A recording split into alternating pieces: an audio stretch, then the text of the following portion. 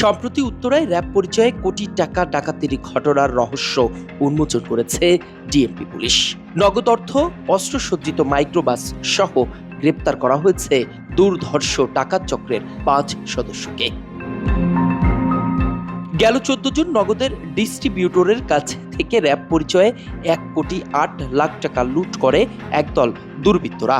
উত্তরা 12 নম্বর রোডে র্যাব লেখা কোটি পরে ও কালো মুখোশে সজ্জিত ডাকাতরা অস্ত্র দেখিয়ে ছিনতাই করে 4টি ব্যাগে থাকা টাকা।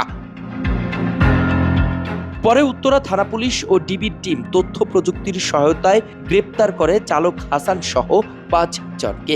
উদ্ধার করা হয় প্রায় 22 লাখ নগদ টাকা, ব্যবহৃত গাড়ি, নকল র্যাব আইডি, লাঠি, সিগন্যাল লাইট ও ব্যাংকের চেক বই। ড্রাইভার হাসানকে প্রথম গ্রেপ্তার করে ফেলি।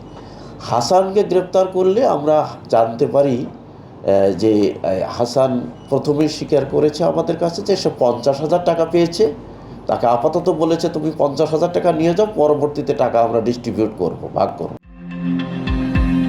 তবে গ্রেপ্তারকৃতদের মধ্যে আছেন সেনাবাহিনী থেকে অবসরপ্রাপ্ত সার্জেন্ট ও চাকরিচ্যুত পুলিশ সদস্য।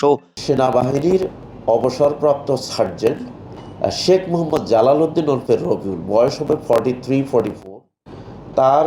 তাকে সে ক্যাপ্টেন পরিচয় দিয়ে চলে। তাকে গ্রেপ্তার করেছে। তাকে গ্রেপ্তার করে ডিবি জিজ্ঞাসাবাদ করে তার কাছ থেকে নগদ 63,000 টাকা উদ্ধার করেছে এবং পরে জব্দ করেছে। এই ঈদে জামা জুতো অ্যাকসেসরিজের ডিসকাউন্ট। তারা দীর্ঘদিন ধরে আইন শৃঙ্খলা বাহিনীর ছদ্মবেশে ডাকাতি করে আসছিল বলে জানিয়েছে পুলিশ। র্যাব পরিচয়ে 1,08,11,000 টাকা যে ডাকাতির ঘটনা, এই চাঞ্চল্যকর ঘটনার রহস্য উদ্ঘাটন, আমরা ঘটনার সাথে জড়িত টোটাল 5 জনকে গ্রেপ্তার করেছি। এই ঘটনায় আরও আমরা নাম্বার প্লেট তো বললাম যে নাম্বার প্লেটে জব্দ করেছি।